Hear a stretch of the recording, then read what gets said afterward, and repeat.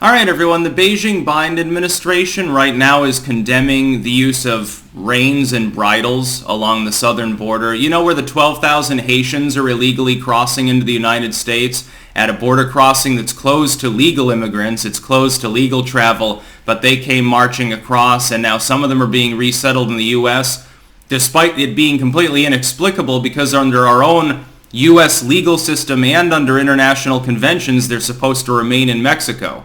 It's our policy. It's the general policy of the world in dealing with refugee movements. If they're not refugees and they're already in this third country, there's no other term for them but illegal immigrants if they enter the U.S. I'm astonished that the Beijing Biden admin, at this particular moment in time, is therefore taking the waffling approach of, number one, rounding the people up, which incenses the left, and number two, resettling some of them, not the majority, but some of these individuals anyway, in contravention of U.S. law, angering the right.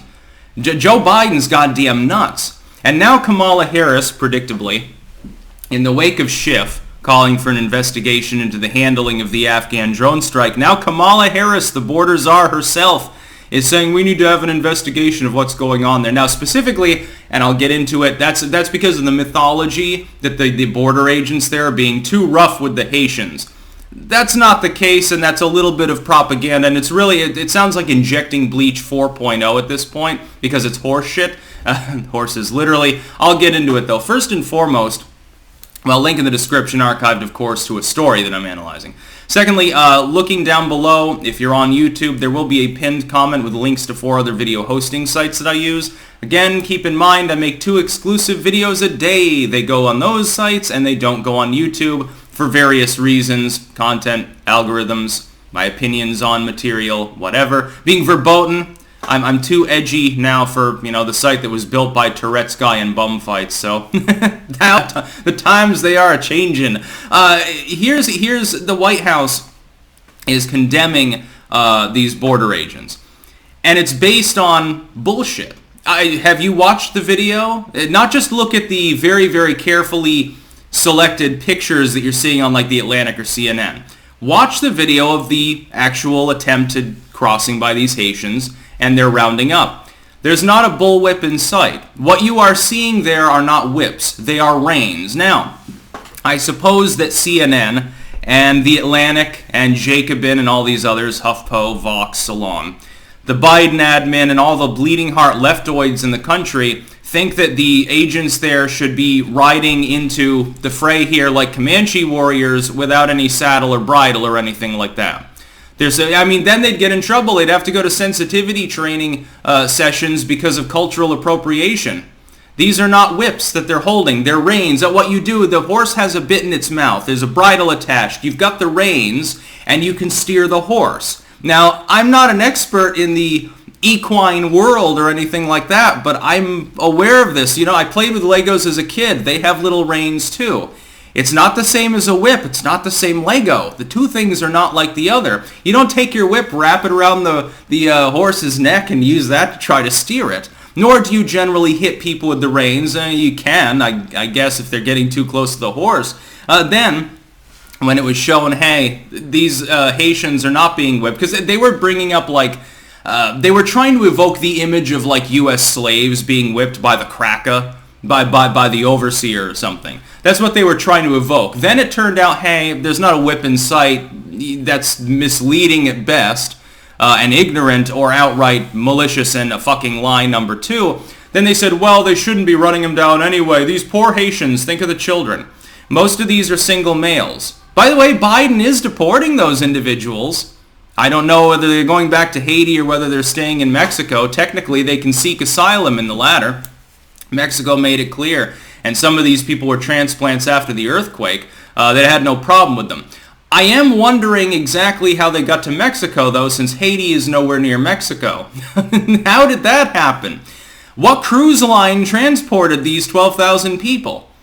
They're just, again, disproportionately young males. The non-young males, by the way, this is a hilarious policy. Everyone would be going batshit if they said, well, we're going to let men in, but, we don't need more women in the country, so fuck off back to Haiti or something. Everyone would have a conniption. But when they say that to young males, they say, well, the kids and the females can stay, and like the elderly, I guess, are allowed in sometimes. But all these young males, they have to go back. Isn't that very funny? You've got an explicitly sex-based entrance policy, despite the fact that 100% of these people are illegally in the country. 100% of them are illegal entries.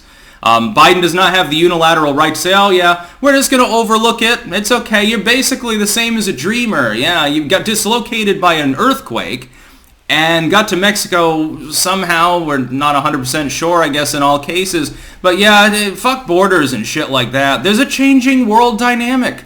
We're at an inflection point. The West needs to learn how to be more diverse.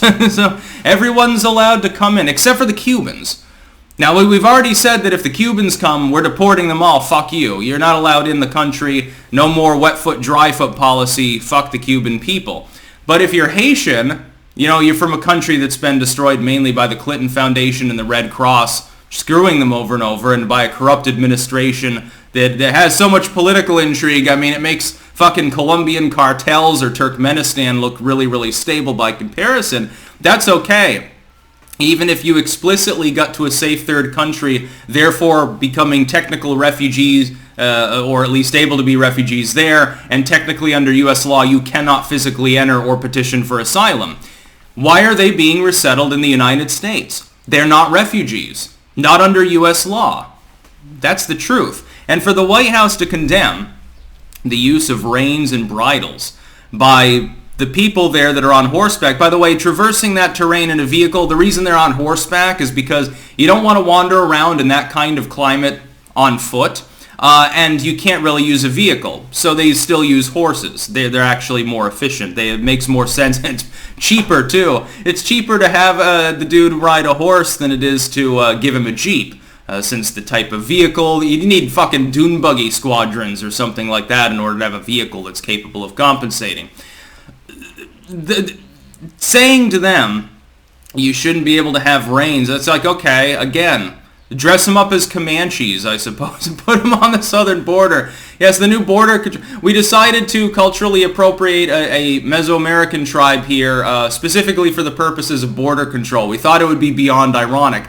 For Biden to do the waffling thing, though, one foot in Leftyville and 1 foot in actually caring about the Borderville, who the hell is he possibly going to get to support him on this? And then the rest of the population will just note that the border is not under control, that nothing there makes sense, and their heads will be spinning. Biden's going to take quite a bit of hit from this. I'd be surprised with all that's going on. Afghanistan, the border, more inflation, joblessness, everything else. I would be really goddamn surprised if Biden manages to last his full first term without being forced to resign. I would be, and when Kamala is doing the thing where she finally comes out of her quasi-retirement and says, well, I think we need to investigate these attacks on the Haitian people down there. She's trying to attack from the left, I guess, maybe even force Biden to the other side, which would be hilarious if it happens. The sharks are circling in the water right now. They're smelling a little bit of blood. Actually, they're smelling Biden's poopy, diarrhea-filled fucking diaper. But, it smells about the same anyway. So there's some dietary issues there with regards to a high-fiber diet. That's about all. Peace out.